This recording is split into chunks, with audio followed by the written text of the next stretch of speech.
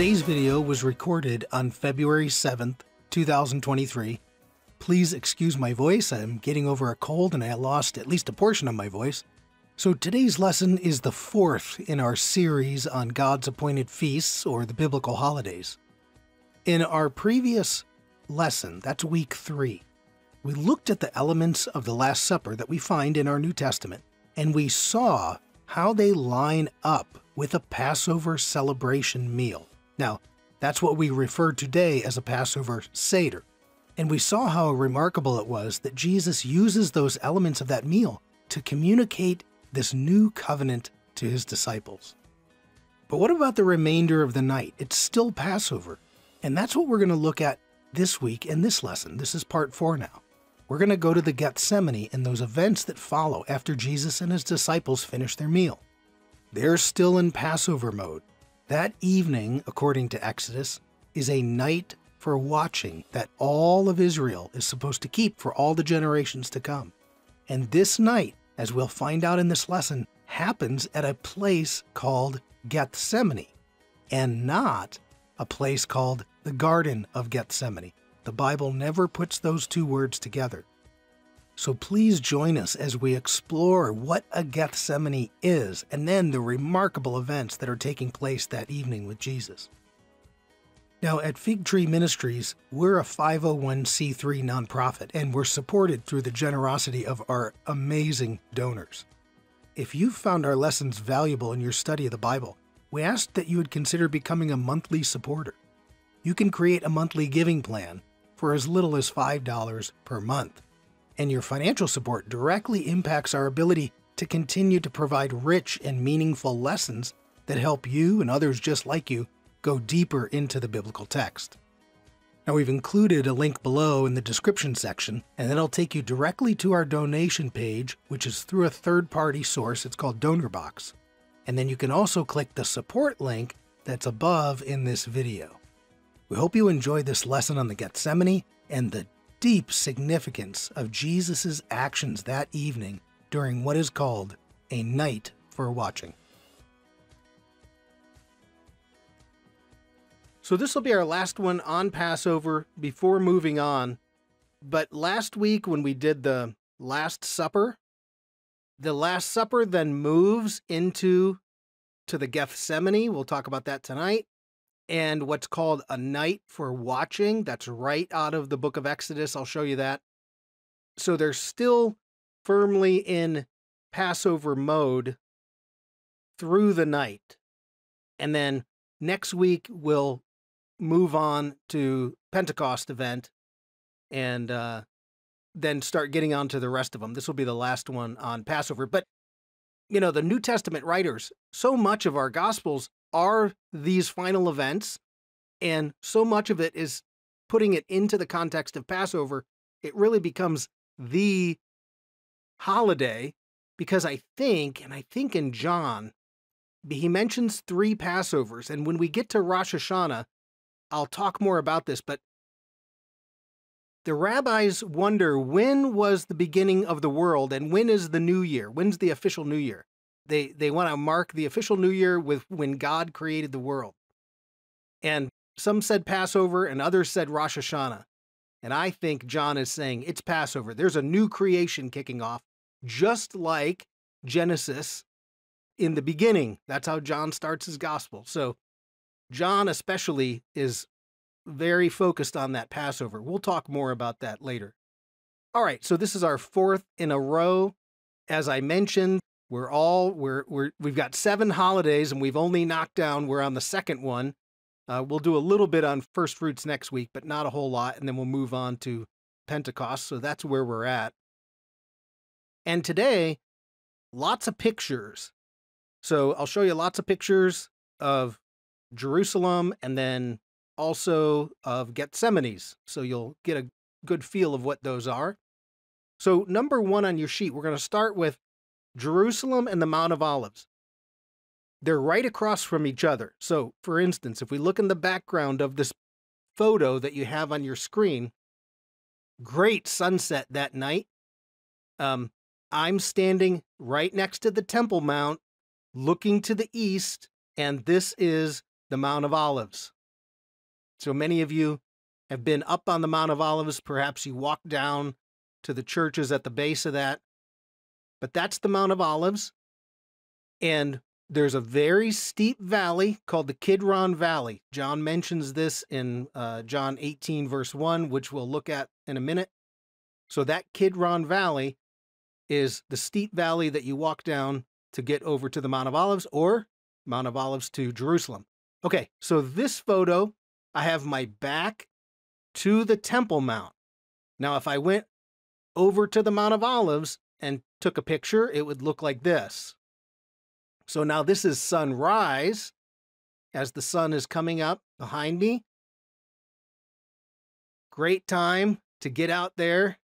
It was freezing cold. It was like 6:30 in the morning because this one was taken sometime in January, but makes a great photo of all that Jerusalem limestone in the sunlight as the sun's rising.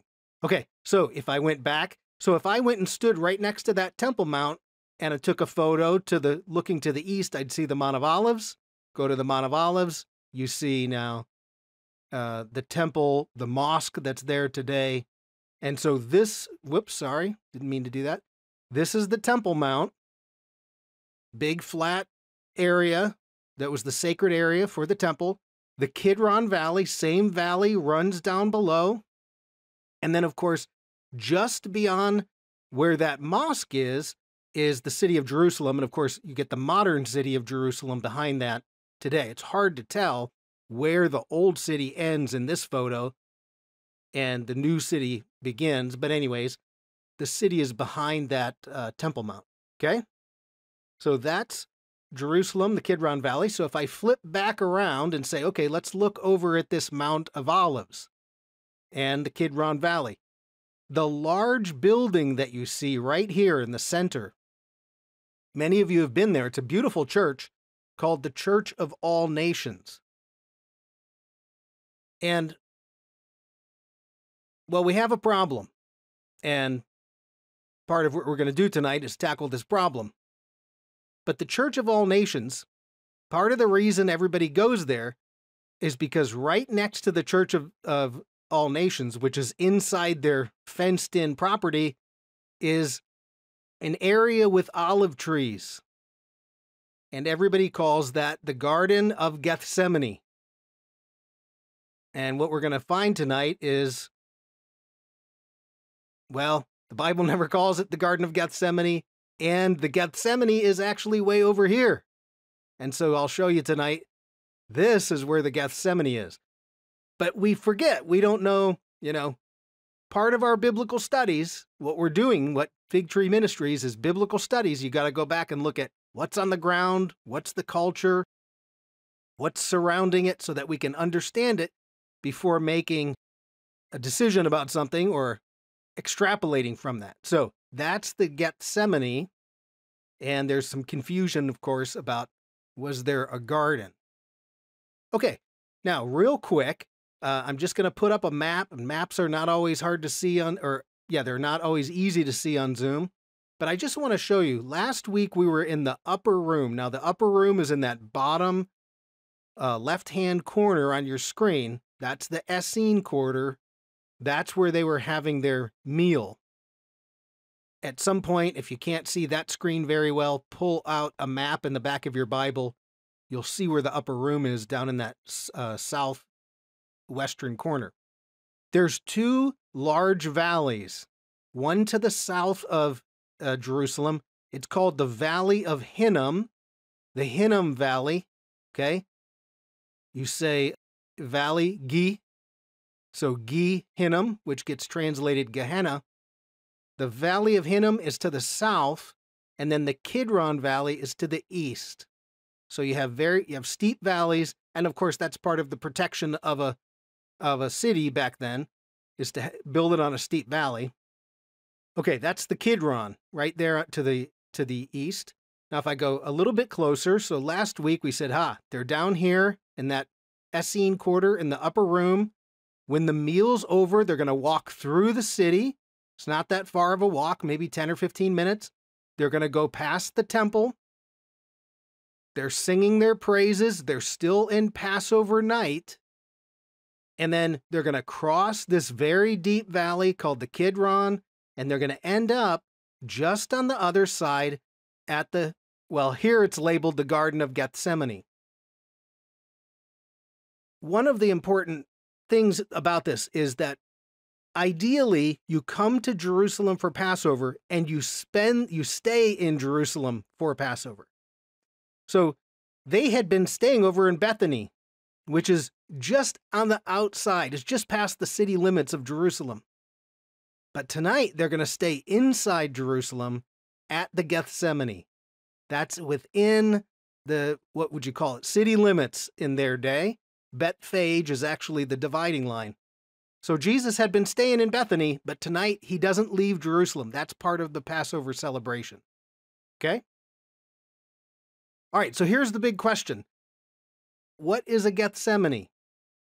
Well, and this is really key to the whole thing, the word Gethsemane is two Hebrew words that we end up shoving together, kind of like last week when we talked about Judas Iscariot, not really his last name, Ish Kiriot, the man from Kiriot. So Gethsemane is Gat and Shamanim. And this is number 2 on your handout. So Gat Shamanim. A gat is a press. Well, I'll show you. It's a large stone system that's pressing. What are they pressing? Oils. So Gat Shamanim. Put that together, turn it into Greek, and then into English, we get Gethsemane. Okay? So it's an oil press. Now, it's a location for an oil press. That's Gethsemane. And I'll show you a whole bunch of pictures in a minute of what they look like. Okay, now this leads to our problem. Number 3 on your handout. And I put a question mark on this. Garden of Gethsemane. Is there a Garden of Gethsemane? Does the Bible say that? And the answer is no. I'll show you the verses in a minute. We smashed them together. There's a garden mentioned. There's a Gethsemane mentioned. We put them together and make this place called the Garden of Gethsemane. So if you look at your handout, you start with Matthew. Matthew says they went to a place called Gethsemane. We just determined that means Gat Shamanim. They went to an oil press. Well, what is that? I'll show you in a minute. They went to an oil press. Mark says, Mark 14:32, they went to a place called Gethsemane. It's the same phrase. Okay, so we'll read this in a minute, so don't flip there yet, but Mark says they came to a place which was named Gethsemane, Gat Shamanim. So that's the place. You get to Luke, and this is the third one, still on number 3, but Luke says they came to the place. Now, he doesn't call it a Gethsemane, but he also doesn't call it a garden. He just says they came to the place.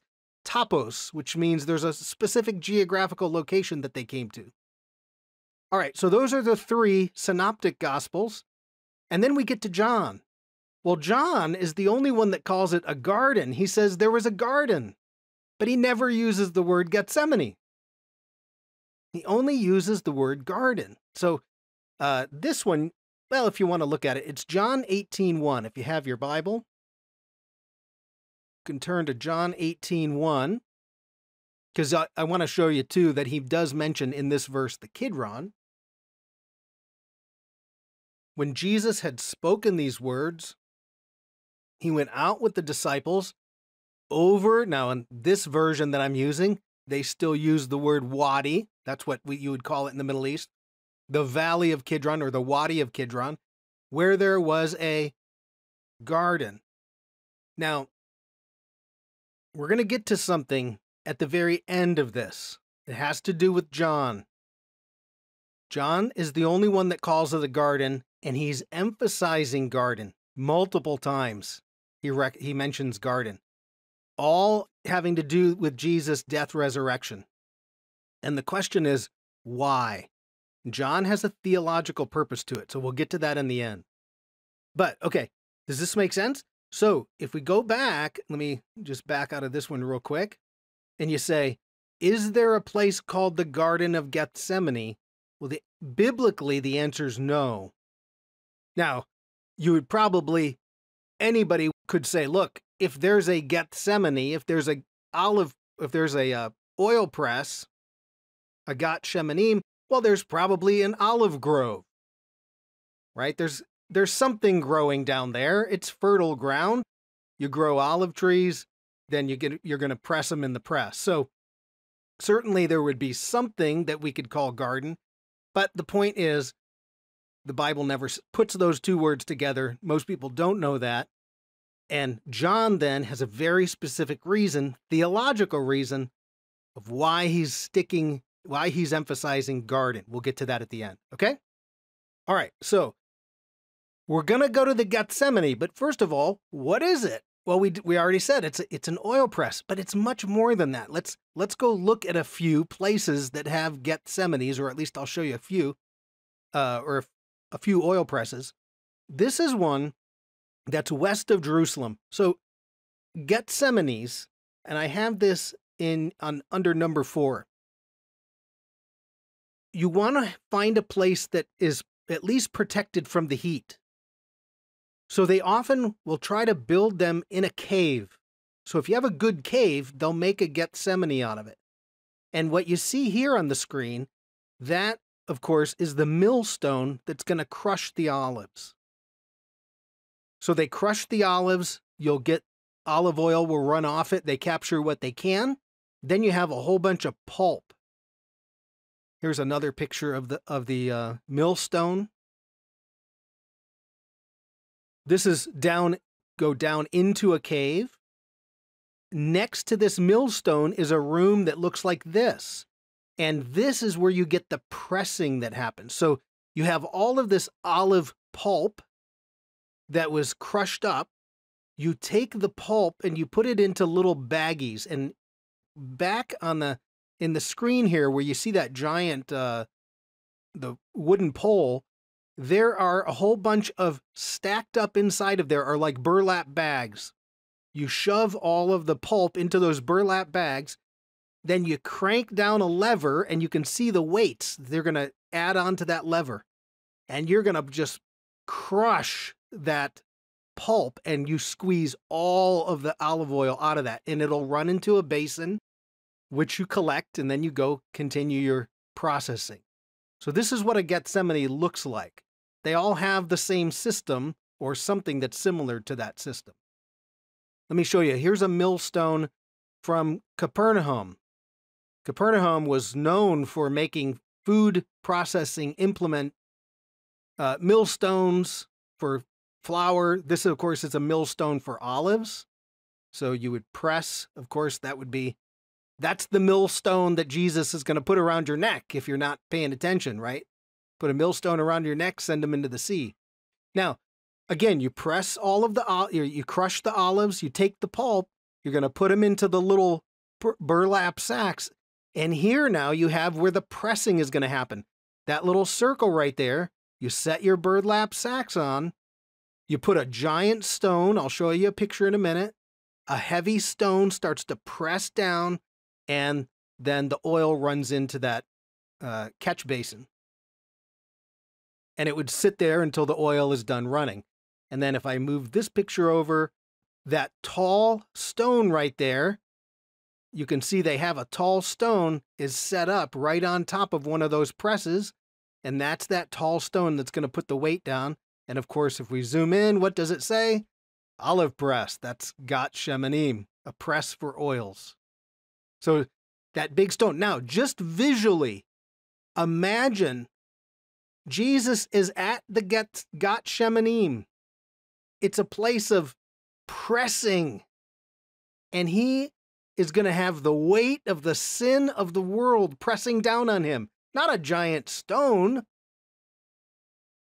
It's going to be the sin of the world pressing down on Jesus.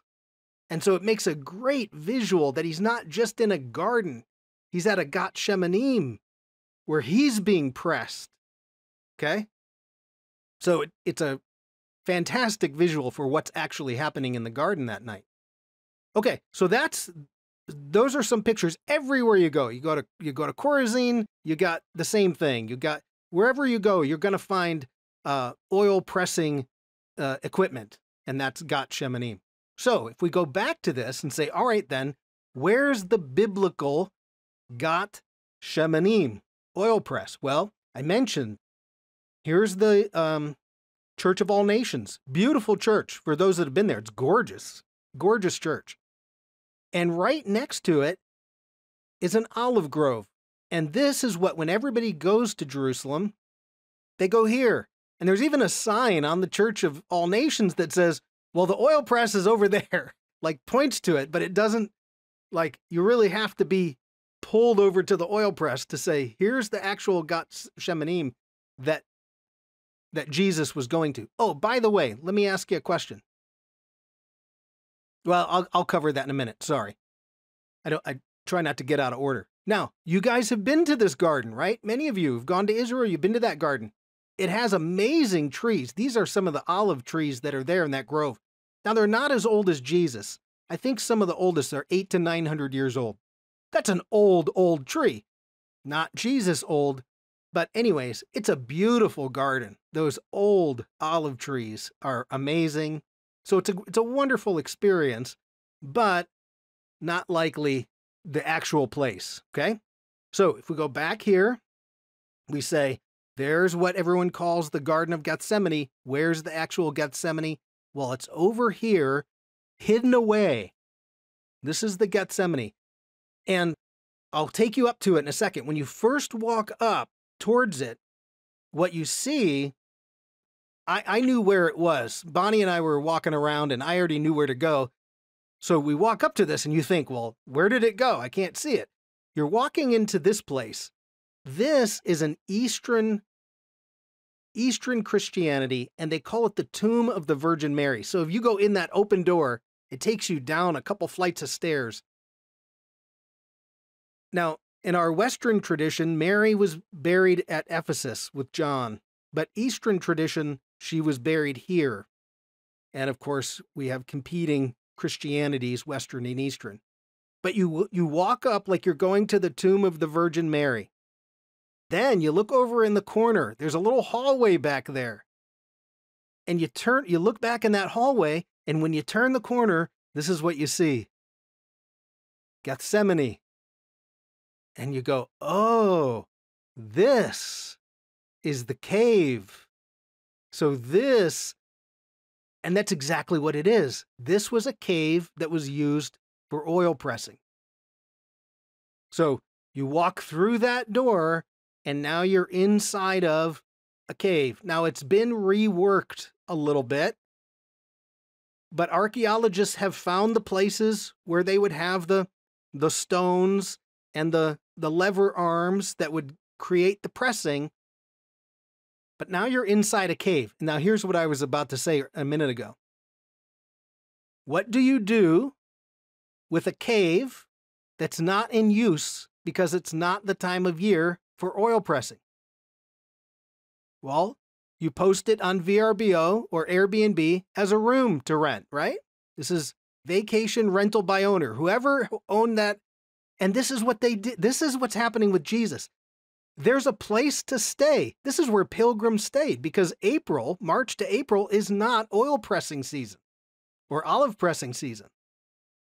So you have a cave, you have a Gethsemane cave. Makes a great place for pilgrims to sleep on Passover as people are coming into town. And so you rent out your cave, or however the person, gifted it as charity or whatever. So it appears that instead of going back out to Bethany, this is where they're going to spend the night. They're inside of Gethsemane. At one point, Jesus walks out of it. And then now he's outside of the Gethsemane, whether there was olive trees or whatever was around there. But there's more going on with when we understand what an oil press is, the Gat Shamanim. Now, it's Eastern, so it's a place where you have to be quiet, because anytime you go to an Eastern place, no talking. You go inside. It's actually, I mean, it's a nice, cozy little chapel there that they've made. But there's a great article, and I completely spaced and did not put this on your handout. This was published in Biblical Archaeology Review. And Joan Taylor was the scholar that wrote on this, and she titled it, "The Garden of Gethsemane, Not the Place of Jesus' Arrest." Now she goes on to say, she says here, most of the pilgrims are never told that the New Testament does not mention a Garden of Gethsemane. The cave, Gethsemane, on the other hand, is probably genuine. So she believes that what archaeologists have discovered inside that cave is that's the place where they went. Okay, so we're done with the Passover meal. We go over to the place where we're likely going to be sleeping. It's inside of a cave. That's the Gethsemane. You get the visual of the pressing down, the weight of those stones that are pressing down on the olives. It would be a great imagery as Jesus has now got to take on the weight of the world there. Okay, so they get into the garden. Now we're going to get into the details of what's going on in that garden. And one of the first things we have to do is we have to ask about a 5th cup of wine. Now, last week, if you remember, we looked at 4 cups of wine for Passover. That's what the Passover meal is structured around. The cup of redemption is the cup where Jesus says, this cup is the blood of a new covenant, right? It's a covenant of redemption. God's going to redeem the world.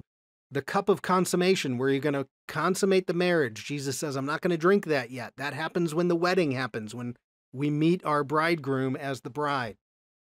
But the rabbis were debating, is there possibly a 5th cup? Okay? So we would take the 4 cups here and we would say, is there a 5th cup? Now, they never actually came to a conclusion. So if you go to a Passover Seder today, they never came to a conclusion, but they said, one day Elijah is going to precede the Messiah, and when Elijah comes back, he'll explain everything to us. So until that time, we call it the Elijah cup. So if you go to a Passover, there's a cup set out for Elijah. But the question is there a 5th cup? Okay? And the point of bringing that up is it's right in the middle of Passover in that celebration. So as we go into the garden with Jesus, this is something that the Jews around them would know as a debate that's going on. Okay, now let's read some text. So turn, if you would, Mark 14:32 to 38. God willing, that now that you have a visual and an understanding of what a Gethsemane is, or a Gat Shamanim, then it starts to take on a little bit different meaning as we read this. Okay, Mark 14:32 to 38. Now, right off the top, you'll see already we've got, there's something different about this. They came to a place which was named Gethsemane. Gat Shamanim. He says to his disciples, sit here while I pray. He took with him Peter, James, and John, and he began to be greatly troubled and distressed. And we're going to look at that. The Greek there is not easy. So I'm going to give you a few phrases that kind of gets the idea of the word troubled. Troubled and distressed. Anytime you see 2 adjectives, you got to ask, why 2? Why do we need 2? Isn't 1 good enough? Okay, he says to them, my soul is exceedingly sorrowful, even to death. Stay here and watch. There's going to be, that word watch is going to be repeated. Okay, verse 35. He went a little forward, fell on the ground, and he prayed that if it were possible, that the hour might pass away from him. Verse 36, he said, Abba, Father, all things are possible to you. Please remove this cup from me. However, not what I desire, but what you desire. Not my will, God, but yours. If it's your will that I drink this cup, then I drink the cup. Okay? 37. Now he comes back. He came back. He found them sleeping. He says to Peter, Simon, are you sleeping? Could you not watch for 1 hour? So there's our repeating word, watch. Verse 38, watch and pray that you may not enter into temptation. The spirit is indeed willing, but the flesh is weak. And once again, you see the word watch. Okay? So he goes out. Now, I believe it's in Luke. They mention he's at the place. Then he goes out of the place. So it's like he moved away from the Gethsemane, the cave. He's going out to pray. He has the disciples. Of course, they've had 4 cups of wine, 4 cups of wine. So they're tired. It's late at night and they're falling asleep. But why are they watching? All right. Well, we'll get to that one in a minute. And there's something that we have to deal with. This gets tough theologically. And it's number 8 on your, I'll pull up the phrase from Mark, but Jesus is having a sudden realization. So Mark 14:33, he took with him Peter, James, and John, and he began to be greatly troubled and distressed. Now it's this phrase that the Greek is difficult, greatly troubled. And I'll at least a little bit on why is this theologically difficult. Well, when we think about the divinity of Jesus, we tend to assume, sometimes we put so much divinity in Jesus during his life that we leave out his humanity. And so, well, Jesus used his God powers. He always knows what's going to happen next.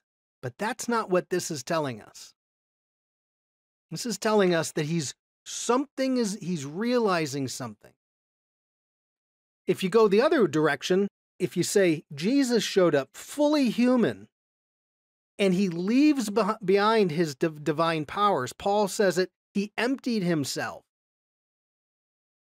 So that as he's walking around, he's fully human, but he's sinless and he has a perfect connection with the Father. So he's always in connection with the Father. It's difficult for us in our sinful nature to keep that connection up. But anyways, the point is that we would often talk about this in seminary. The more you think about, people think, God, he switched on his God powers and then he went back to being human or something like that. It's like, no, Jesus is in his humanity. And so we have to read it as he's always in humanity, which means he can learn stuff. He can change. Things become aware. And this is what the statement is saying. He began to be greatly troubled. How else could we say that in that Greek phrase? There was a sudden realization. I think the King James says, sore amazed. There's another way of putting it, terrified surprise. So the surprise, he didn't quite realize something was going to happen. Another one, shuddering horror. And there's a psychologist at the University of Toronto. He writes and speaks a lot about we're in a meaning crisis in our world, meaning people don't find meaning in life. And I've heard him speak a number of times about the idea of horror. What's horror? And what he says is horror is when we start to lose grip on reality. Our idea of reality is suddenly crushed, and there's something terrible taking its place. The realization, if you're at a Nazi concentration camp, that you're not just being split up with your parents. It's the realization that your parents were put to death. And that's that moment where the reality that you thought existed is shattered. That's horror. And I think that's what's happening to Jesus. He has an idea of what he thinks is going to happen, and it suddenly changes. And so we have to deal with what changed. What did he realize in that moment, right? Because he had this sudden realization and he's terribly distressed. Now, on a footnote, there's a book, great book if you're interested.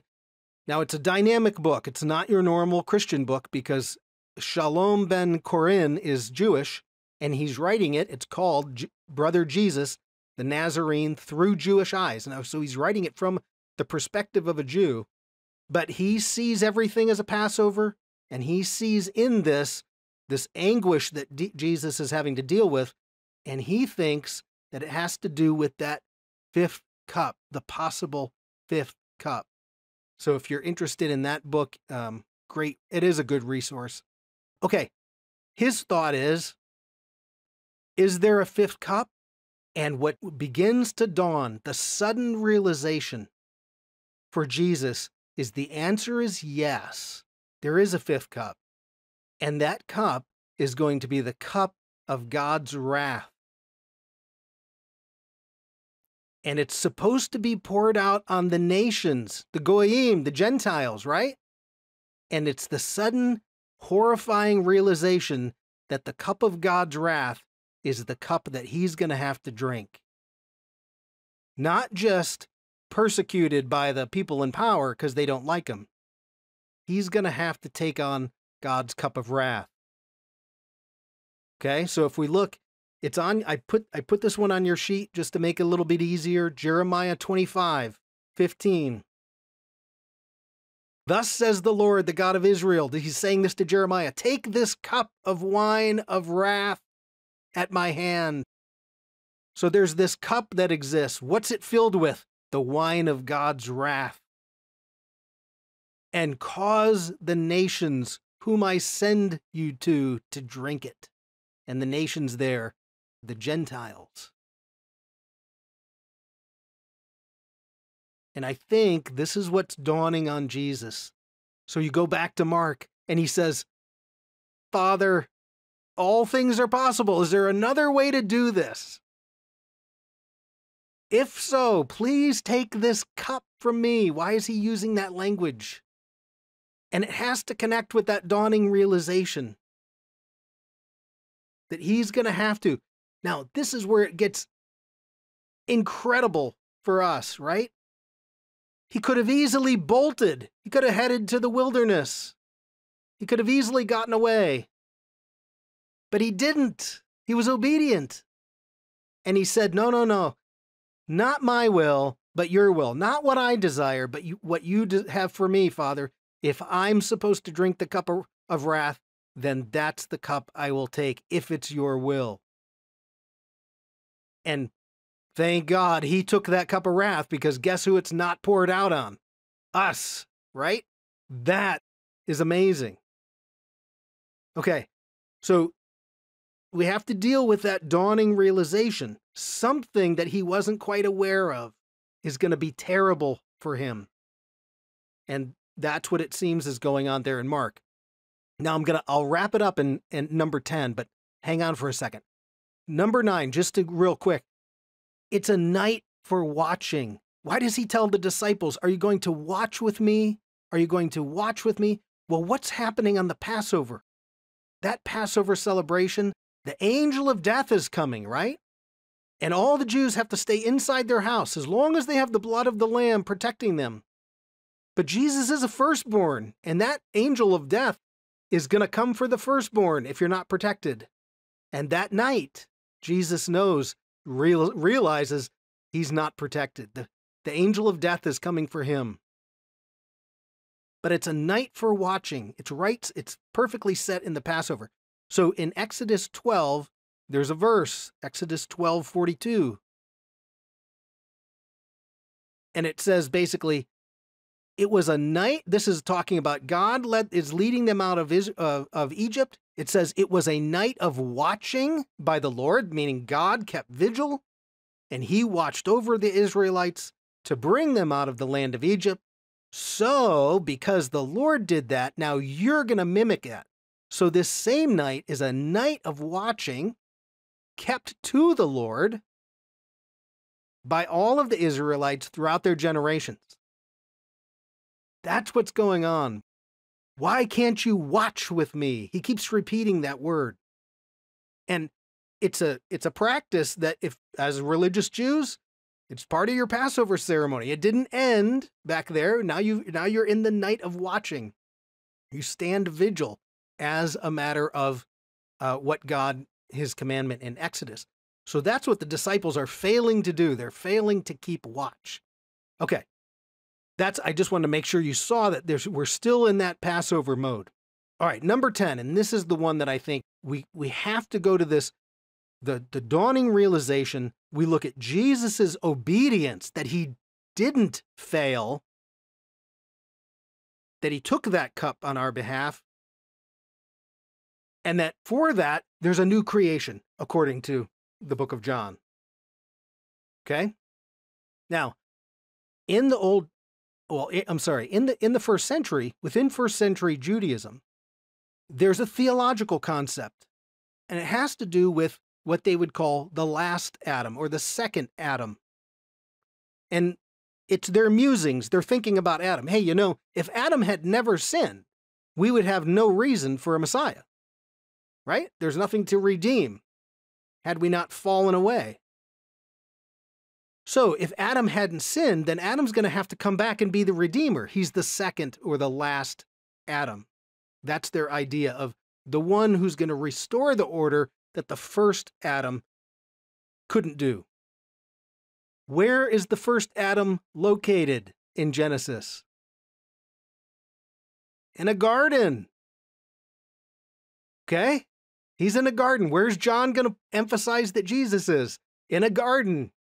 Because he's got a theological purpose. He's telling you who Jesus is. So, John's the one emphasizing the garden.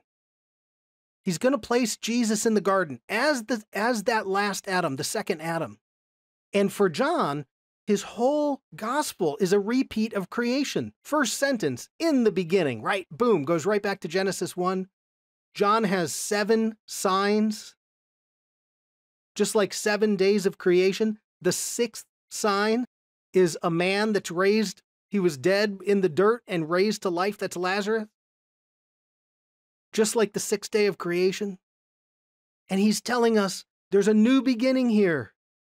When he gets to Jesus in the garden with Mary, it's the first day of the week. Like there's a dawning of a new age. The creation is born again. And that's what the Passover, all throughout the Old Testament, every time Israel had a new beginning, they celebrate the Passover as the dawning of a new age. We're born again, a rebirth of the nation. So John's the one who emphasizes, stick him back in the garden. In fact, at one point, Mary confuses him with the gardener, right? And what's Adam's job in the garden? Take care of it. Tend the garden. And then you get the confusion of the gardener in John. So John's got a theological purpose for this. Okay, next point. In the ancient Near East, sweat in all ancient Near East writings has to do with anxiety. Okay? So sweat has to do with anxiety. So in Genesis 3, God curses the ground. Doesn't curse Adam and Eve, he curses the ground. And then he says in Genesis 3:19, by the sweat of your brow will you eat food. Now, is he saying that farming is going to be difficult? Well, in the verse before this, he says you're going to toil. The earth isn't going to cooperate with you. But the toiling is not just physical. There's emotional anguish as well. Is a farmer ever completely satisfied?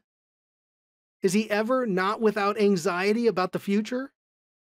Right? The earth is always in some way not cooperating. Nature's not cooperating. So when we see in Genesis 3, by the sweat of your brow will you eat your food, it doesn't mean it was hard work. It means with anxiety, you will eat your food. You might have a meal today, but are you going to have a meal tomorrow? And you know it. You're aware of it. So whenever you see sweat, anxiety, is the market going to go down? Is there going to be a war? Is there going to be another pandemic? Is there going to be pestilence? The farmers, are we going to get rain? Are we going to get too much rain? Everything is anxiety driven. Even our Lord's Prayer, give us today our daily bread. Not for months, right? So we're all riddled with anxiety over the future. But that's what sweat is. Now, why do we need to know this about sweat? Well, what happens to Jesus in the garden, according to Luke? He's sweating. And see, that's anxiety. It's the anxiety. Now we can connect the sudden realization of what's coming. And when you see sweat, let me just say this. There's 2 times in the Bible that you see the word sweat. Guess what they are? The first Adam and the last Adam. So when Luke makes this comment about Jesus sweating in the garden, we have to know that sweat is a euphemism for anxiety. That, by the way, comes from, I did put a footnote on your sheet, Daniel Fleming. He's a ancient Near East scholar. And he's like, look, everywhere you find the word sweat, it has nothing to do with hard work. It has to do with anxiety. Even the word that we in Genesis 3 that we translate toiling, there's an emotional aspect to it as well. Okay? So if you have your Bible, turn to Luke 22:44. Now, if I'm going to wrangle anybody's feathers, it's going to be right here. So I put it right at the end. So if you have a question about it, you can immediately ask, because this is the one I assume we've all heard sermons about Jesus sweating blood in the garden. And the problem is, that's not what the Bible says. And it's very common for that interpretation. So Luke 22:44 says, being in agony, right? So he's had the sudden realization, he's in agony, he prayed more earnestly, and now the focus is the sweat. His sweat became like. Now what's the operative word there? Like. It's a comparison. Like great drops of blood falling on the ground. Now it doesn't say his sweat was great drops of blood. His sweat was like. Now, first of all, sweat, that's anxiety. And so what Luke is saying here is his anxiety was so high. Now, okay, if you think about somebody sweating, it's perspiration, right? It kind of just rolls off you, or you look wet. But if somebody cuts their head open, how much blood's coming out? Like a ton. If you get a cut on your arm, if you slice your finger, it's drops of blood all the way to the bathroom until you can get, something on it. That's the point. Is his anxiety went so high that it was as if that's how much sweat was there.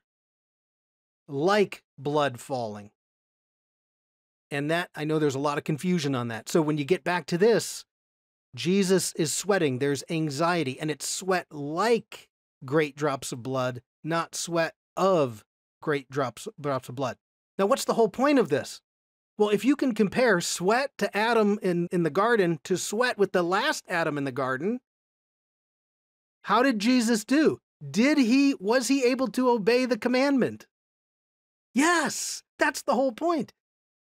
Where the first Adam failed, the second Adam didn't. And because of that, boom, the whole cosmos is reborn. And like Paul says in Romans 5, one man's sin and death came into the world, and because of one righteous act, the righteousness spills over for many. And so he took the cup of wrath onto himself so that we don't have to. And that's what's so powerful about it, about what's going on in that garden. If we don't know the ancient idiomatic phrase of sweat and what it means, we can completely miss that we're talking about anxiety rather than even just normal sweat. It's like well, anyways, you get the point. Okay, so what did we learn? What's a Gat Shamanim? Well, it's an oil press. That's what we need to make sure we know, that Hebrew word. So we can go see an oil press. We can go inside of an oil press. You can stay inside of the cave of an oil press. You can imagine the weight of what's going on with Jesus pressing down on him as he's having to now face the reality of what's going to happen. And what's the reality? There's a fifth cup of wine, the cup of God's wrath that we don't have to drink anymore. Jesus took that on our behalf, but it was that shuddering horror where the reality that you thought you knew was suddenly changed. That's the cup of wrath. And then you have the part in there, they're still in Passover mode. It's a night for watching. Why does he keep emphasizing the night for watching? And then finally, Jesus is the last Adam, according to Paul. He's the one who's going to restore what the first Adam couldn't do, and that's obedience. But because he obeyed all the way up until the point of death, the whole cosmos is renewed. And that's part of this Passover. Not only the whole message of Passover, but what's going on in that garden in just tremendous imagery. Okay, so that's Gat Shamanim in a night for watching.